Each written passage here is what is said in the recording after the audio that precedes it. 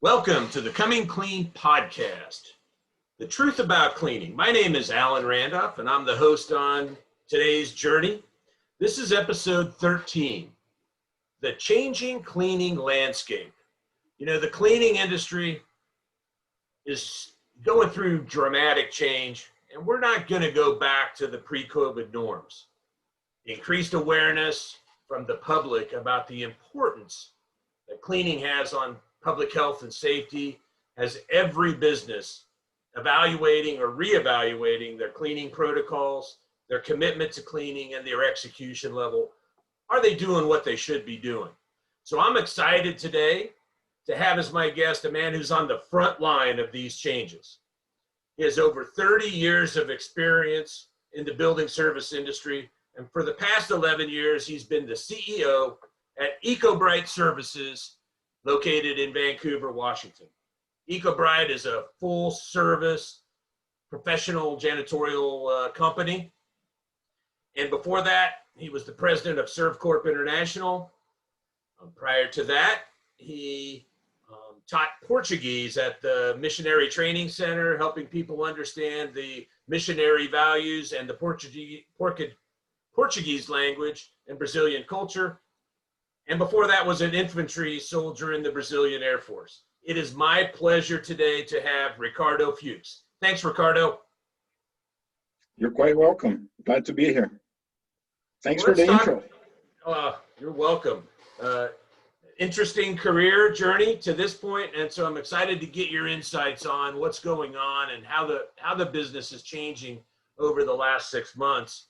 You know, COVID is it's just turned things upside down. It's made people, as I said, reevaluate.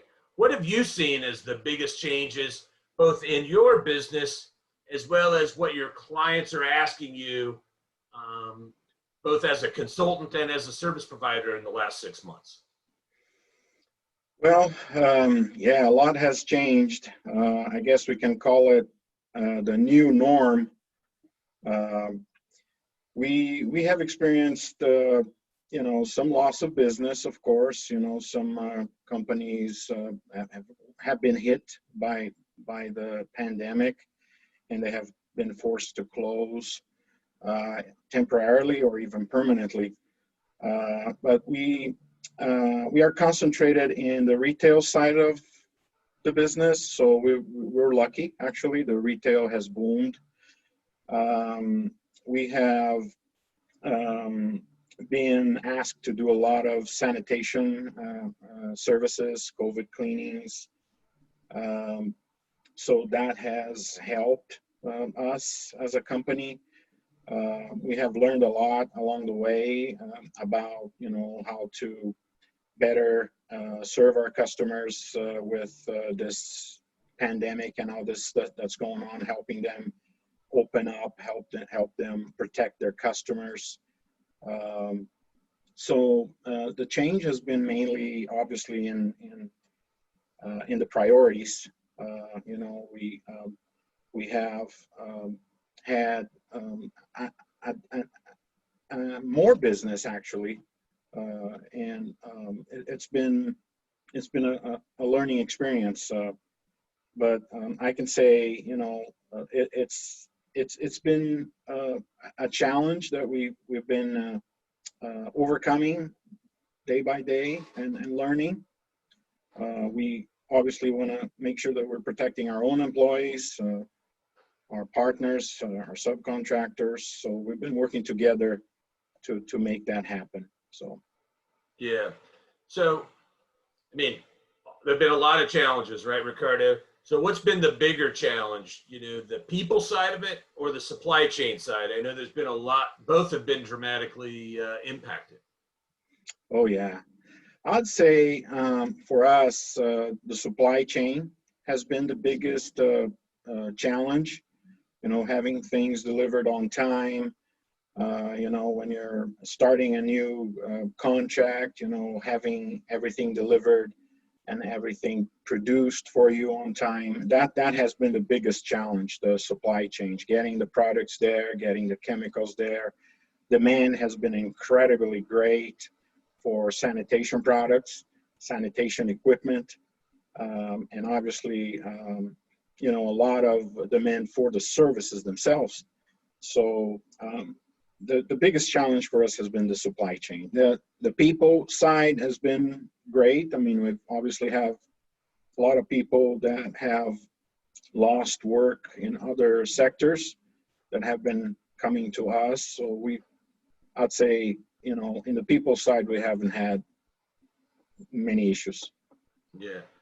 Well, yeah, the supply chain, everything from PPE, Oh, which, especially, yeah. yeah, has the PPE situation, has it pretty much resolved itself? I mean, our masks and gloves and Yeah, eye protection, is it readily available now? it is. Yeah, it was very challenging in the beginning, of course, but right now it's readily available to us. Yes. Then I know there was a run on disinfectants, Oh, just yeah. trying to even get disinfectant, and then electrostatic sprayers. Yes. Hand Um, sanitizers, on and on. yeah, and I think there's still Toilet a paper, shortage. believe it or not. Yeah, toilet paper. We all know about that one. And there's still some shortage of wipes, right? You know, if you wanted Yes. just some wipes, they're still difficult There to is get, some is my shortage. understanding. Yes. Yes. But we Yeah, have I mean, it's been much better now. So good, good. So I've heard this from others. Wanted to get your perspective. Do you see? Because it's always difficult to get new, even with new demand, it's always difficult to get new dollars into cleaning.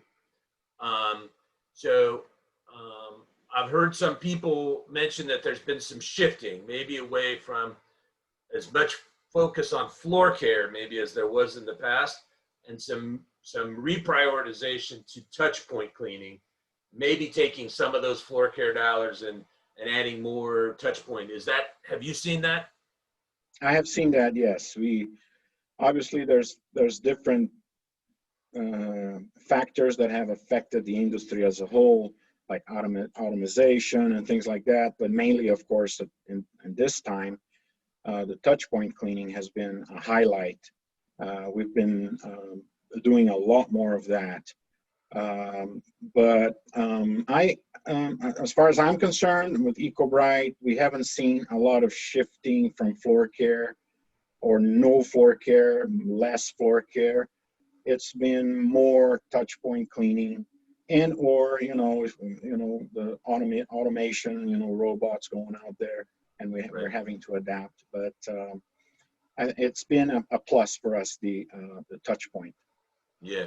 Well, I think the challenge, my belief is that your clients are going to be looking for you for ways to extend the life of floors or to take some, floor care in a lot of contracts represents 50% more of the hours are on the floor. And if we have to find new services to provide, then obviously the first target is, well, is there a way we can maybe extend the strip and refinish cycle or other things that we might be able to do to try and mitigate some of that additional cost. I don't know what'll Absolutely. happen. Yeah, but I think not only a demand for heightened cleaning, but some demand for innovation. And my hope, and you can tell me if you've seen this, is that the client base, the retailer in your case, is actually looking at you to be a bit more consultative as opposed to just being, what's your bid, Ricardo? Exactly.